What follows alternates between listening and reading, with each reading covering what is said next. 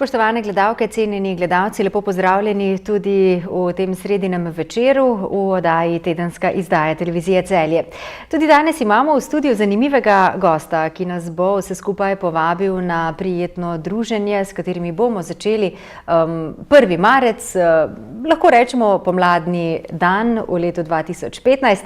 Več o sami prireditvi pa Dušan Horvat, predsednik prosvetnega društva Anton Bezenšek Frankolovo. Dober večer. Dober večer. Dušan, saj poznamo že vaše prosvetno društvo, verjamem, da gledalke, gledalci večkrat, če že niso vaši člani, pa pridejo na vaše prireditve, ki jih na Frankolovem, pa tudi širše pripravljate kar nekaj, pa vendar se bova najprej ustavila pri samem prosvetnem društvu. Vaše poslanstvo, kako dolgo že prosvetno društvo Anton Bezenšek Frankolovo obstaja? Prosvetno društvo Anton Bezenšek obstaja že pred Drugo svetovno vojno, sicer nimamo točnega imenika in jaz upam, da bomo v kratkem, imamo neke arhive, takrat bomo tudi točno določili, od kdaj je to društvo. Drugače pa društvo se v zadnjih letih, to se pravi v dobrih 40 letih, 42 letih, ukvarja predvsem z pevsko dejavnostjo. Ja. Imamo zelo močen ta moški pevski zbor, ki je pred 2 leti praznoval 40 let delovanja in to je neka rdeča nit tega našega društva, to je okostje in iz teh pevcev imamo tudi izvršni odbor in smo zelo ponosni na ta naš zbor, ki je prepotoval že širom Evrope, smo bili tudi v Ameriki, Kanadi, pri naših izseljencih in pred 40 leti je pa dramska sekcija bila bolj dejavna, vendar potem z tem, ker ni bilo več dvorane, je to malo zamrlo in je bolj na pevskem področju. Poleg našega zbora, moškega pevskega zbora, imamo tudi več pevskih skupin, to se pravi Frankoljčani so znani pevci. Imamo tudi družina Gregorc, to je družina, ki že vrsto let poje in to tradicijo ohranja. Potem imamo Sekstet Lindek, to je malo mlajša skupina, vendar prekaljeni pevci so v tej skupini. In še kvartet Frankolov, to so pa mlajši pevci, ki tudi zelo lepo pojejo. Dobro je, da vzgajate mladino, oziroma da je še posluh. Vem, da imajo nekatera društva kar težave z novimi, z mlajšimi pevci. Ja, tudi pri nas ni nič drugače, vendar še nam kar uspeva, da mlajši pevci pristopijo k zboru in da se nadaljuje ta tradicija, kar je za kraj, za takšen kraj, kot je Frankolovo, zelo, zelo, mislim, pozitivno. In smo veseli, da se ta tradicija petja na Frankolovem pač nadaljuje. Kdor poje, zelo ne misli, potem pri vas velja, ste sami dobri ljudje na Frankolovem doma. Ja, tako kot vse posod. Imamo tudi, so res nekatere družine, ki so bolj pevsko nadarjene, bi rekel, in dosti je takšnih družin, ki pač tvorijo okostje tega zbora. In prav cele družine sodelujejo. Ja, in očetje, sinovi, družina Gregorc so 4 generacije. To je za pohvalo. Zelo, zelo dobro, ja.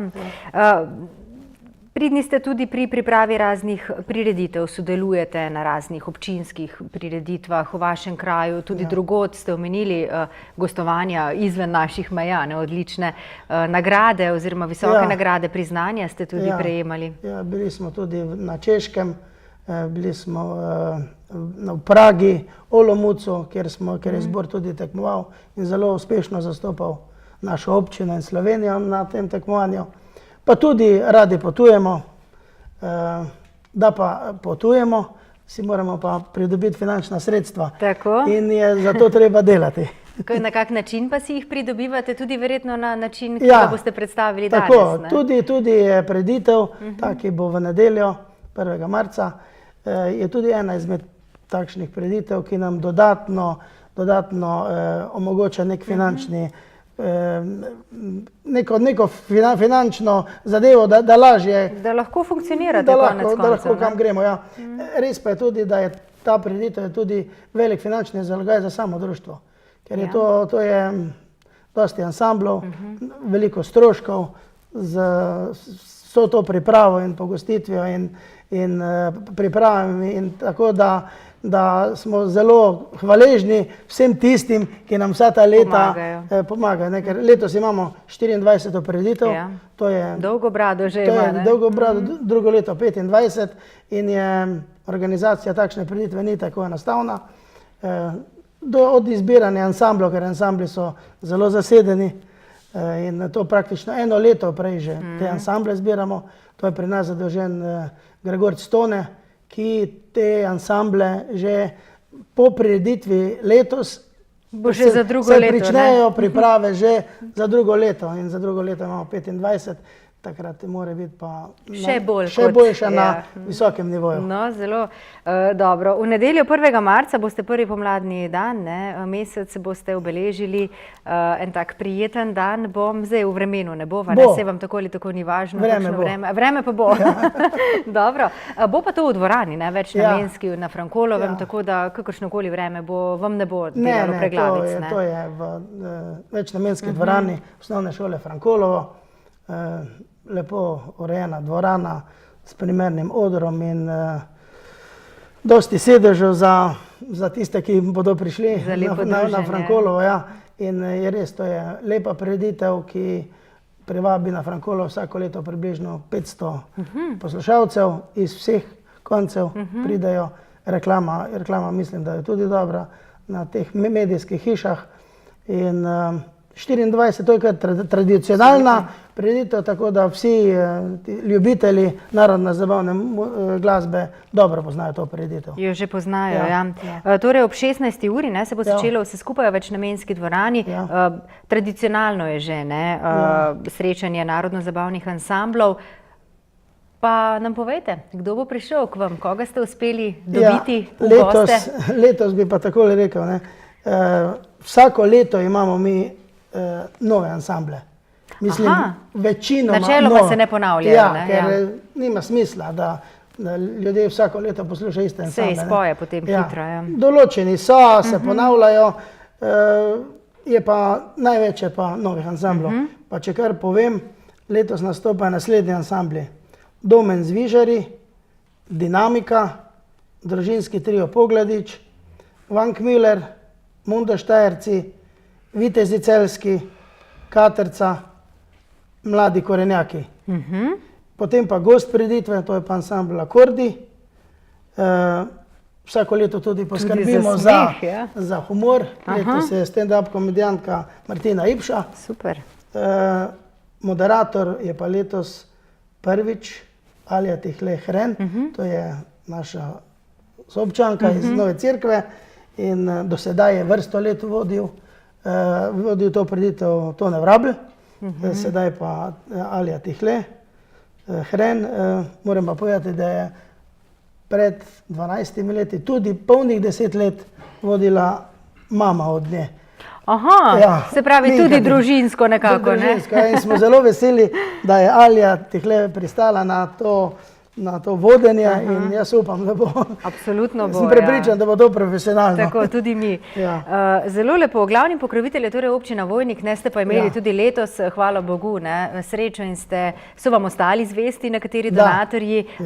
Kar je v današnjem času, roko na srce, saj veste, kako se prireditve delajo, kar težko doseči. In ste jih veseli verjetno še toliko bolj. Je težko doseči. Vendar moramo v tej priliki povedati in se tudi zahvaliti vsem mnogim sponzorjem, ki nam leta in leta stojijo ob strani. In še enkrat hvala vsem v upanju, da takšno sodelovanje traja tudi naprej.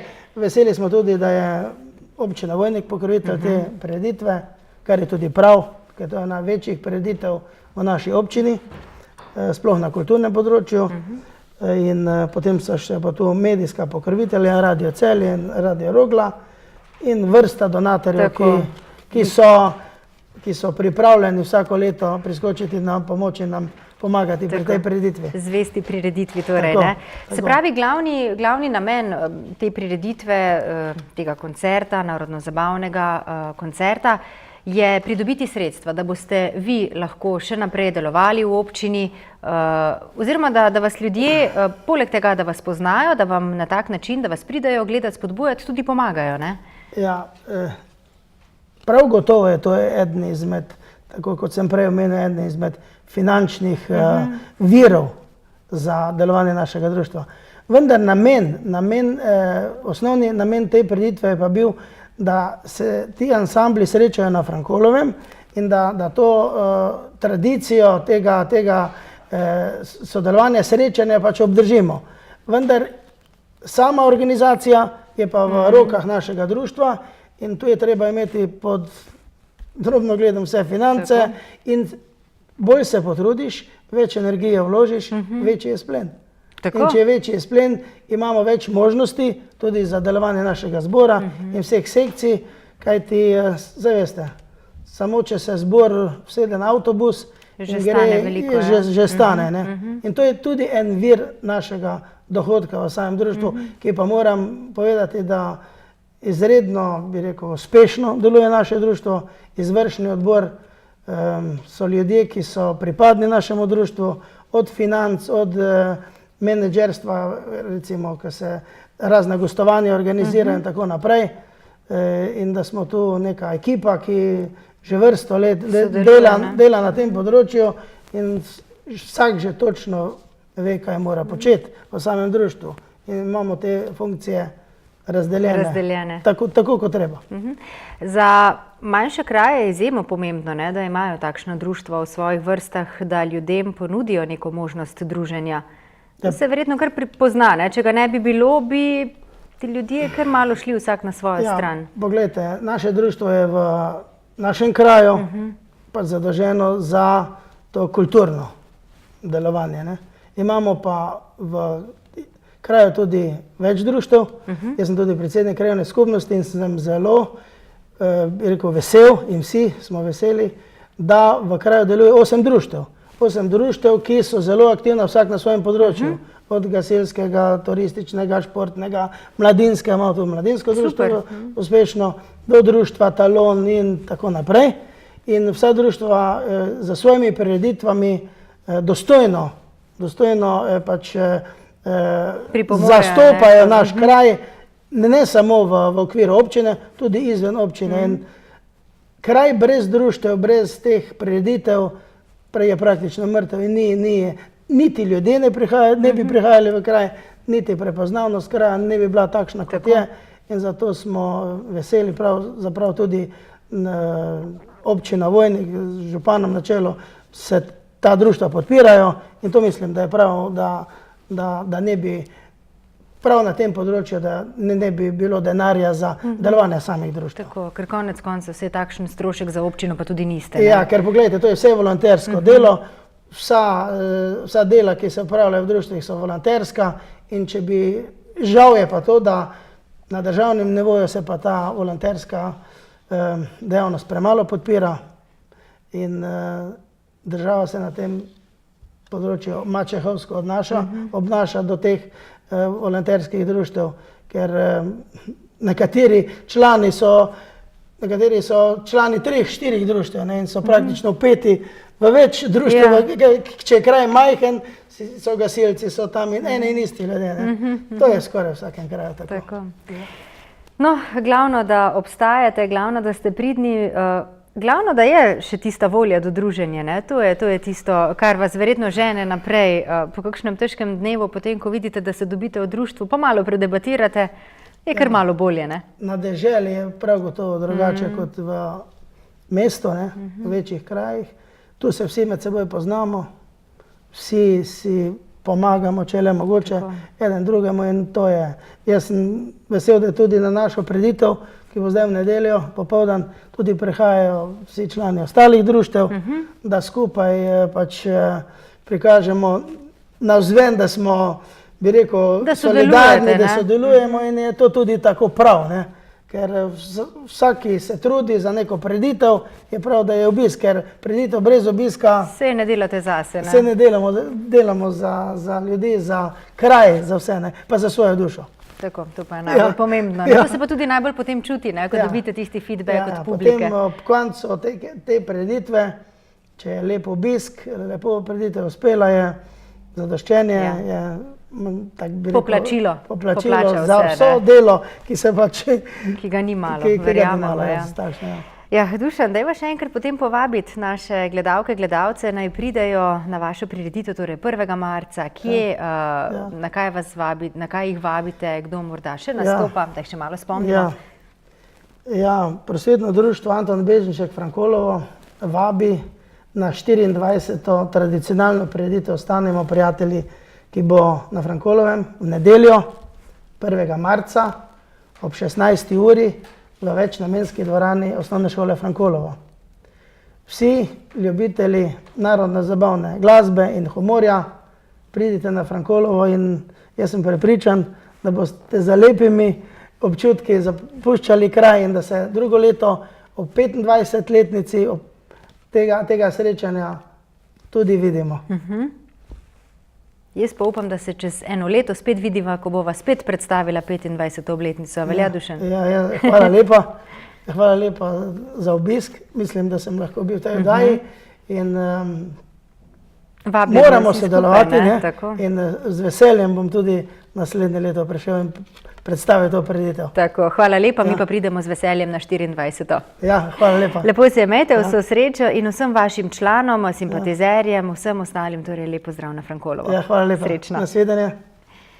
Tako, 1. marca torej veste, kje boste lahko, ob 16. uri na Frankolovem bo torej prijetno. Mi pa poglejmo še zadnjo rubriko nocojšnje tedenske izdaje. Načelnik upravne enote Celje Damjan Vrečko je tudi tokrat z nami.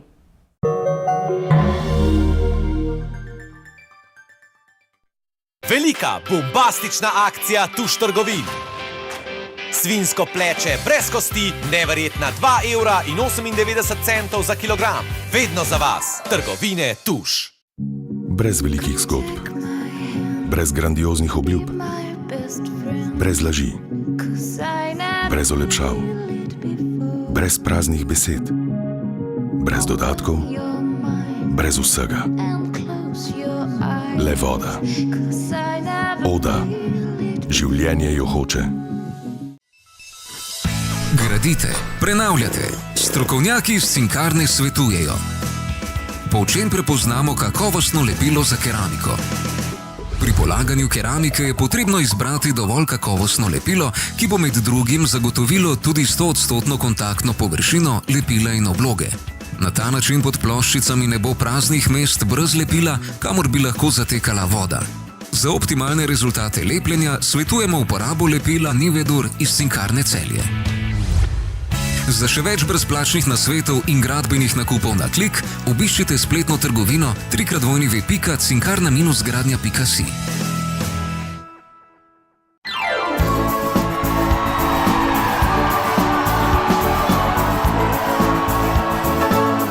Najboljši ABBA Revival Show uživa v Celju. Celjski dom, sobota, 7. marec ob 20. ABBA Revival Show v Celju. Prodaja vstopnic Tic Celje. Uspeh si vsakdo razlaga po svoje, a vedno gre za doseganje ciljev. Z vrhunsko hitrostjo, z izjemno odzivnostjo, s sprejemanjem pravih odločitev. Tudi ko pot vodi navzdol. Pravi zmagovalci vztrajajo do cilja. Pridružite se zmagovalcem in uživajte v edinstvenem biatlonskem druženju z Jakovom Fakom. BMW. Užitek v vožnji. Velika, bombastična akcija Tuš trgovin. Pijača Stil pomaranča, neverjetnih 39 centov za 2 litra. Vedno za vas, trgovine Tuš.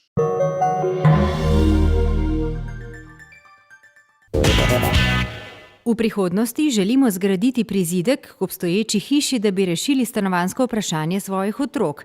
Kaj potrebujemo ter kako najhitreje in najceneje priti do gradbenega dovoljenja?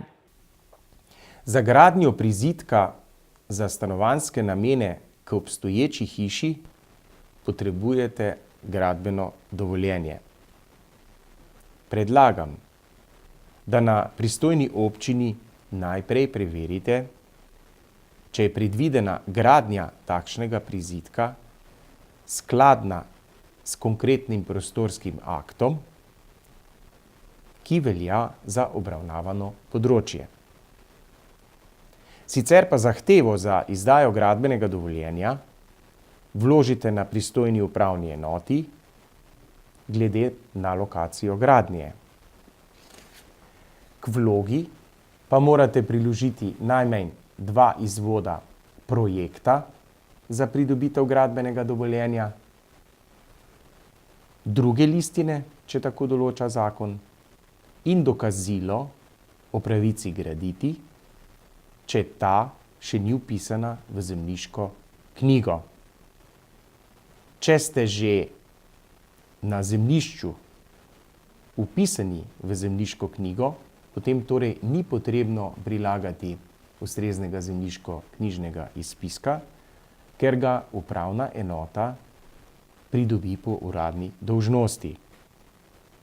V primeru, da pa še niste vpisani v zemljiško knjigo, pa je potrebno predložiti overjeno kupoprodajno pogodbo za to zemljišče in dokazilo, da ste bili vložili vlogo za vpis v zemljiško knjigo. Ali je uporabno dovoljenje tudi podlaga za opravljanje poslovne dejavnosti ali moramo iskati posebno obratovalno dovoljenje? Uporabno dovoljenje je upravna odločba, s katero upravna enota, ki je izdala gradbeno dovoljenje, na podlagi poprej opravljenega tehničnega pregleda dovoli začetek uporabe objekta.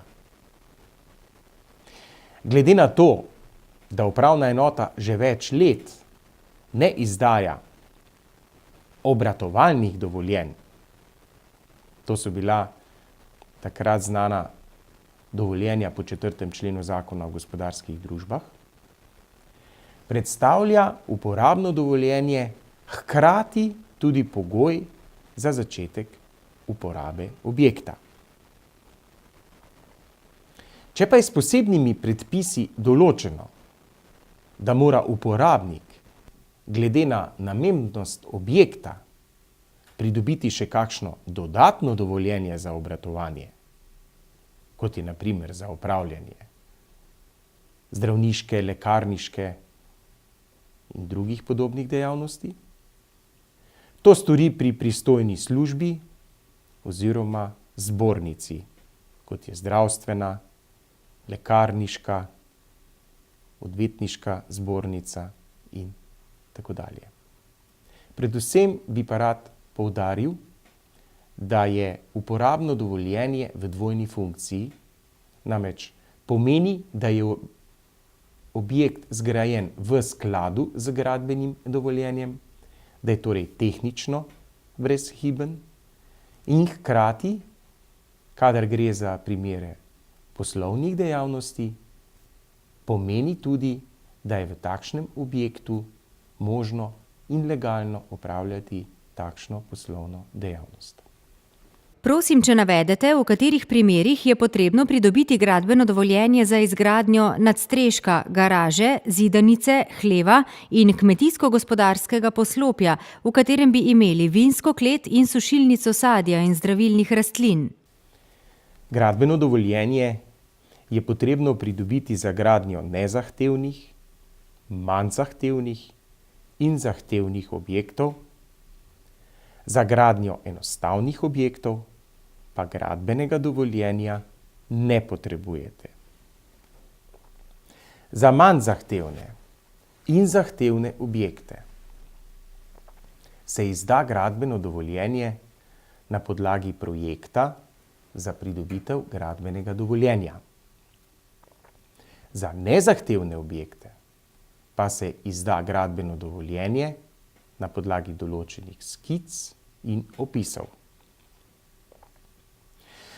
V prilogi uredbe o razvrščanju objektov glede na zahtevnost gradnje so tudi navedene skupine objektov, ki jih pod določenimi pogoji lahko razvrstimo med enostavne ali nezahtevne objekte. Če pa v opisu in velikosti ne najdemo objekta, ki ga želimo graditi, pa spada takšen objekt med manj zahtevne ali zahtevne objekte. Nadstrešek spada glede vrste objekta med majhne stavbe. Pod enostaven objekt, torej takšen, za katerega ni potrebno pridobiti gradbenega dovoljenja, pa ga lahko razvrstimo, če je njegova površina do vključno 20 kvadratnih metrov. Pod nezahteven objekt pa ga lahko uvrstimo, če je njegova površina do vključno 50 kvadratnih metrov. Če pa je površina večja, torej od 50 kvadratnih metrov, pa spada takšen nadstrešek med manj zahtevne ali zahtevne objekte, za katere je potrebno pridobiti klasično gradbeno dovoljenje. Enako velja tudi za garažo, ker spada med isto vrsto objektov. Zidanica spada glede vrste objekta med objekte za kmetijske proizvode in dopolnilno dejavnost in je to objekt, ki ni namenjen prebivanju. S površino do vključno 80 kvadratnih metrov jo lahko razvrstimo med nezahtevne objekte.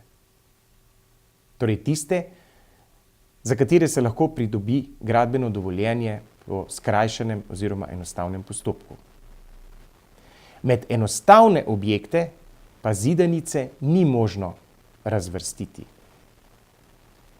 Med pomožne kmetijsko-gozdarske objekte, to so objekti, ki so namenjeni kmetijski pridelavi, gozdarskim opravilom in vrtnarjenju in niso namenjeni prebivanju, pa lahko razvrstimo vinsko klet kot enostavni objekt, če je takšna stavba priklična, enoetažna, površine do vključno 40 kvadratnih metrov. Med nezahtevne objekte pa, če je stavba površine do vključno 150 kvadratnih metrov in višina do vključno 6 metrov.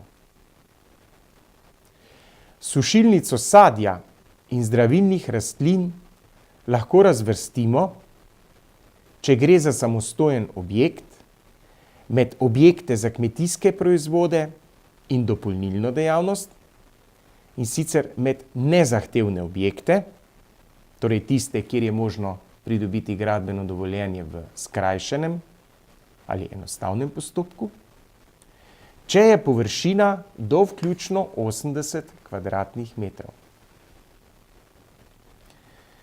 Če pa gre za kombiniran objekt, se pravi, da sta vinska klet in sušilnica v istem objektu, pa veljajo pogoji po pretežni rabi objekta.